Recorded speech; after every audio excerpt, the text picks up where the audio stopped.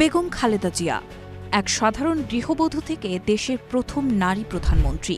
তিনবারের প্রধানমন্ত্রী হিসেবে করেছেন দেশ পরিচালনা। গৃহবধূ থেকে বেগম খালেদা জিয়ার দেশের প্রথম নারী প্রধানমন্ত্রী হয়ে ওঠার এই যাত্রা ছিল নিরবচ্ছিন্ন সংগ্রামের ইতিহাস। ১৯৪৬ সালের ১৫ আগস্ট অবিভক্ত ভারতবর্ষের জলপাইগুড়ির নয়াবস্তির ছোট্ট শহরে বেগম জিয়ার জন্ম। কলেজে পড়ার সময় তৎকালীন সেনাবাহিনীর ক্যাপ্টেন জিয়াউর রহমানের সঙ্গে বিবাহ বন্ধনে আবদ্ধ হন। ১৯৮১ সালের ৩১ মে বিএনপির প্রতিষ্ঠাতা জিয়াউর রহমানের শাহাদাত বরণের পূর্ব পর্যন্ত সাধারণ আটপৌরে গৃহবধূই ছিলেন বেগম খালেদা জিয়া। দলের নেতাকর্মীদের দাবির টানে ঘরের চৌহদ্দি ডিঙিয়ে নামতে হয় তাকে রাজপথে। ১৯৮২ সালের ৩ জানুয়ারি দলের প্রাথমিক সদস্যপদ গ্রহণ করেন। পরের বছরের মার্চে সিনিয়র ভাইস চেয়ারম্যান হন তিনি। ১৯৮৪ সালের ১০ মে বিনা প্রতিদ্বন্দ্বিতায় নির্বাচিত হন দলের চেয়ারপারসন। ১৯৮২ সালে বাংলাদেশ সেনাবাহিনীর তৎকালীন প্রধান জেনারেল হুসেইন মোহাম্মদ এরশাদ বন্দুকের নল উঁচিয়ে ক্ষমতা দখল করলে বেগম খালেদা জিয়া গণতন্ত্র পুনরুদ্ধারের জন্য সর্বাত্মক আন্দোলনের সূচনা করেন। এক মুহূর্তের জন্য স্বৈরাচারের সাথে আপোষ করেননি, গড়ে তোলেন তীব্র আন্দোলন।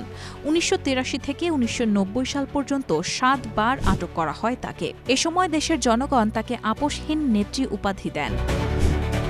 ১৯৯১ সালের ২৭ ফেব্রুয়ারি একটি অবাধ ও সুষ্ঠু সাধারণ নির্বাচনের মাধ্যমে দেশের প্রথম নারী প্রধানমন্ত্রী নির্বাচিত হন বেগম জিয়া।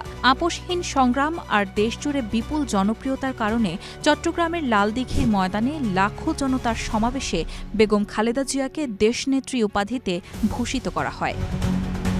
১৯৯৬ সালে বিএনপির নিরঙ্কুশ বিজয়ের পর খালেদা জিয়া টানা দ্বিতীয় মেয়াদে প্রধানমন্ত্রী হন, কিন্তু তত্ত্বাবধায়ক সরকারের কাছে ক্ষমতা হস্তান্তর এবং পুনরায় নির্বাচনে অংশ নেয়ার প্রতিশ্রুতির কারণে তিনি ১ মাসের মধ্যে পদত্যাগ করেন।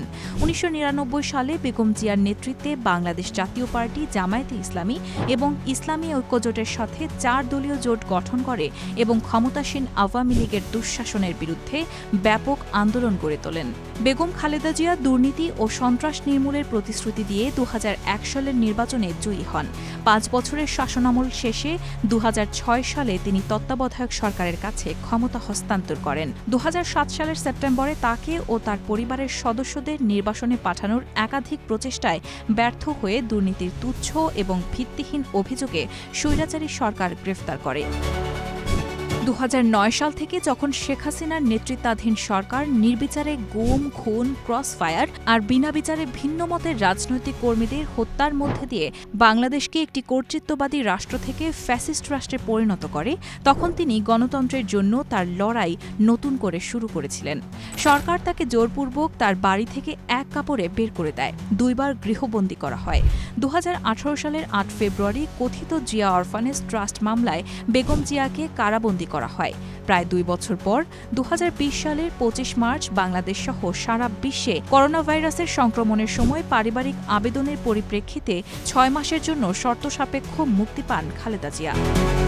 ২০২৪ সালের ৫ আগস্ট ছাত্র জনতার গণ অভ্যুত্থানে শেখ হাসিনা দেশ ছেড়ে পালিয়ে যাওয়ার পরদিন ৬ আগস্ট রাষ্ট্রপতির আদেশে মামলাগুলো থেকে মুক্তি পান বেগম খালেদা জিয়া।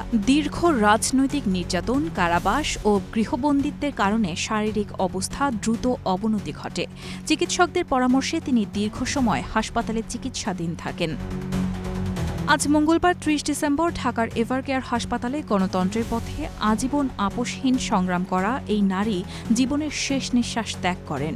দেশের প্রতিটি ঘরে, বাড়িতে, রাজপথে দলীয় নেতাকর্মীদের চোখে তিনি থেকে যান এক অনড় চেতনা, স্মরণীয় নাম।